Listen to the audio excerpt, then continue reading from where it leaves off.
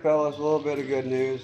I figured out how to do the oil pump to get the pan on there. I just had to heat up the pipe, bend it into the right position with the torch, heating it up and bending it slowly, and got it into the right position. And now the oil pan fits. I'll flip around and show you. What I had to do was shorten this rod right here a lot. This metal thing that comes up is still hot. I just finished this. I had to shorten this up, drill my own hole for it, bend it into the right position, and bolt it down. And this right here, I had to twist this whole pipe down because it was hitting from here to here on that bump inside the pan. Just where the bump is, that's what was hitting. I thought it was the oil pump and the rod that was hitting. But now,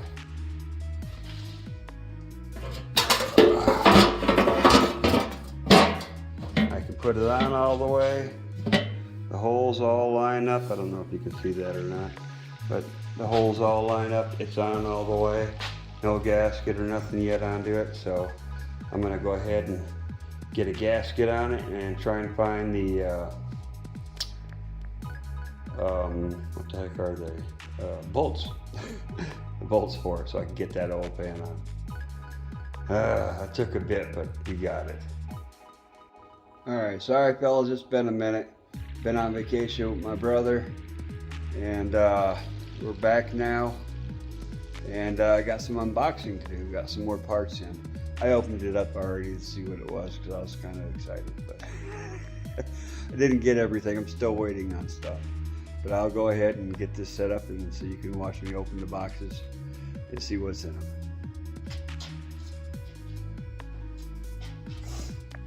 And here from Trick Flow, we got our head studs.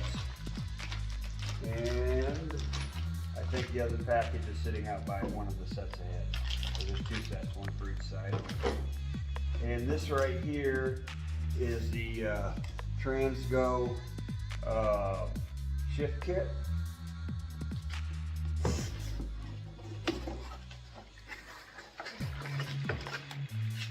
got a bunch of stuff for the transmission in here, some springs, some pins, some O-rings, chromo, and some special gaskets, and the transmission pan gasket. And this will make that transmission last a little bit longer until we burn the clutches out of it. Then I'll have to put some new clutches and upgrade some stuff in it. But so we got head stud, transmission kit, shift kit. This right here is the new heavy duty valve springs for up to a 600 lift cam. And mine's a 548, so shouldn't be any problem.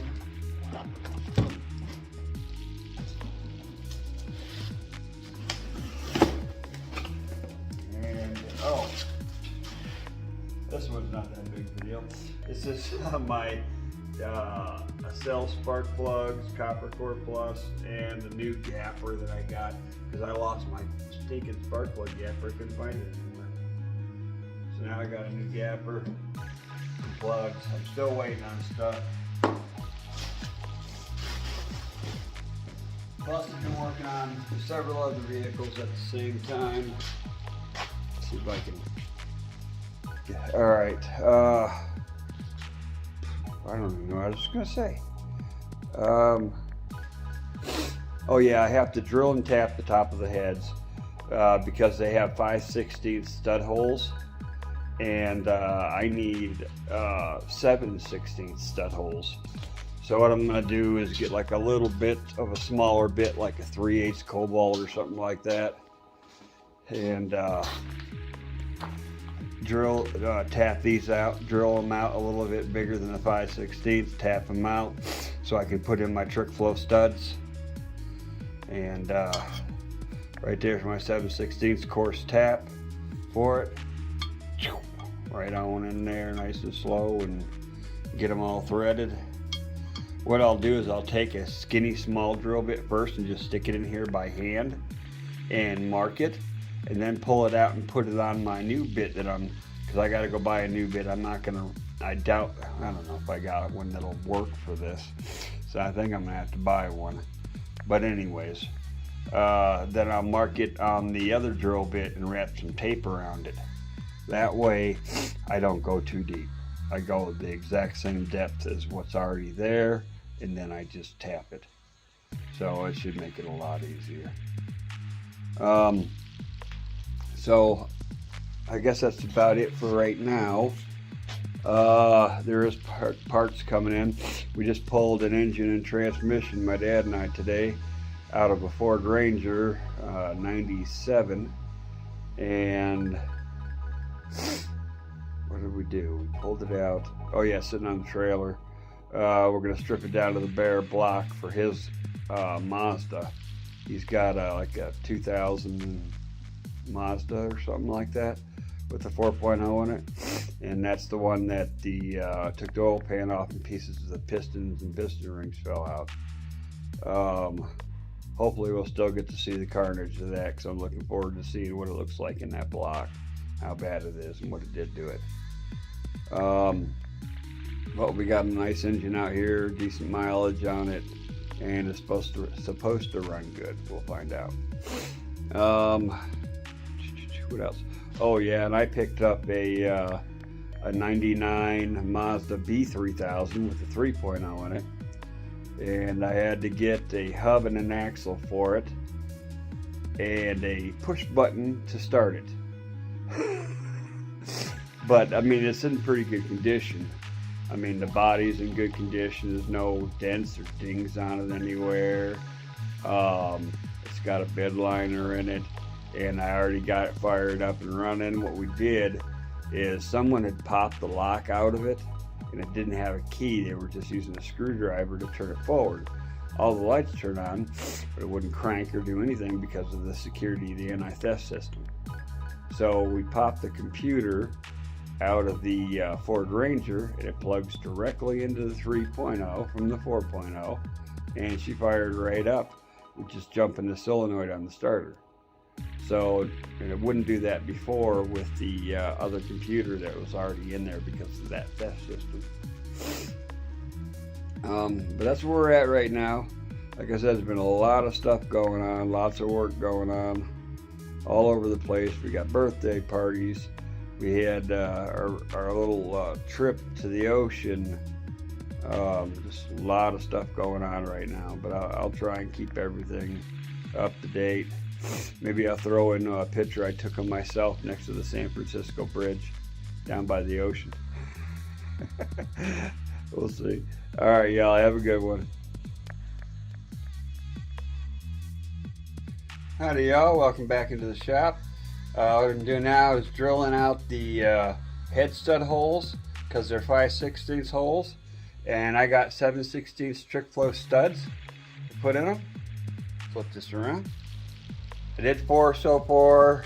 They're already drilled and tapped, and studs fit in good along with the guide plates.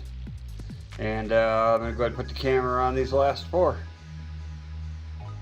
Before I get into doing that, I just wanted to explain a little bit how I did this. Alright, the drill bit, I took a small skinny drill bit, stuck down inside the hole so I could measure how deep the hole is. And then I compare it up to another drill bit and wrap some tape around it so I don't go deeper than the hole. Okay? And then I put, since I didn't have any drilling oil, I just used some 2-cycle oil, and I put down filled up every one of these stud holes right here. Just filled them up with 2-cycle oil and then started drilling. That way each and every one of them has some lube as I'm doing it. So, and that's how I measure how deep I need to go, using the tape under the drill bit, and what I'm using for drilling oil is some 2-cycle oil, but it works, it's fine. So, let's get you all set up here.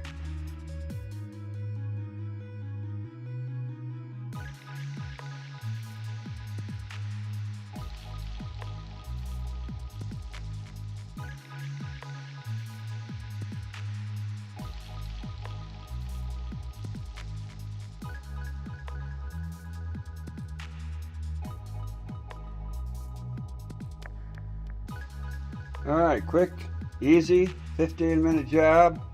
Drilled, tapped, studs are in with guide plates.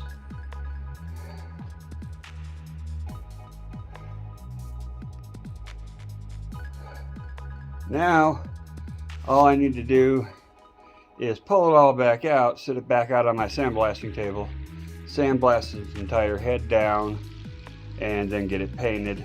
Then I can reinstall. And then we can put the heads actually on the engine block and get the new intake and stuff on. I'm excited. Tomorrow, yes. Tomorrow I'll be able to get these heads on the block and be able to get the intake on. That's what I've been waiting on. All right, till tomorrow, guys. All right, y'all, we are gonna be cleaning up valves, and I'm just gonna show you how I do that. So it'll probably be on fast laps or something, I don't know. But I'm gonna go ahead and get these done. I did 2 of them, and then I thought, hey, I'm out here, might as well record it. So I'm gonna go ahead and let you guys watch.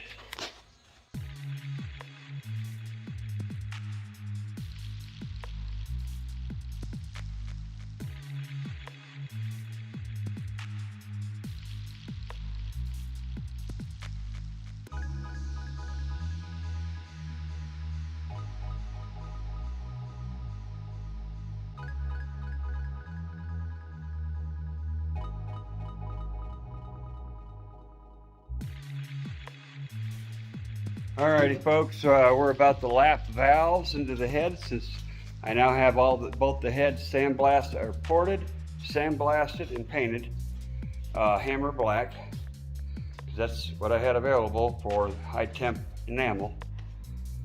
I'll flip it around and show you. Alright, there's one right there. And we're about to go ahead and lap these valves, and I'll let you watch. All right, I'm going to explain a little bit first what I already did. I have 2 compounds, coarse and fine grade. Use coarse first, fine grade second. You take your valve and you put your coarse all the way around here, you know, so you got it on there. And since I had these taped already, I have to remove the tape and then stick them through the valve guides and get them pointing out. Then I have to retape them so that, what did I just do with the tape? Anyways, you got to retape the outside so that when I put the drill on slow on gear 1, that it won't damage the shaft. So that's where we're at.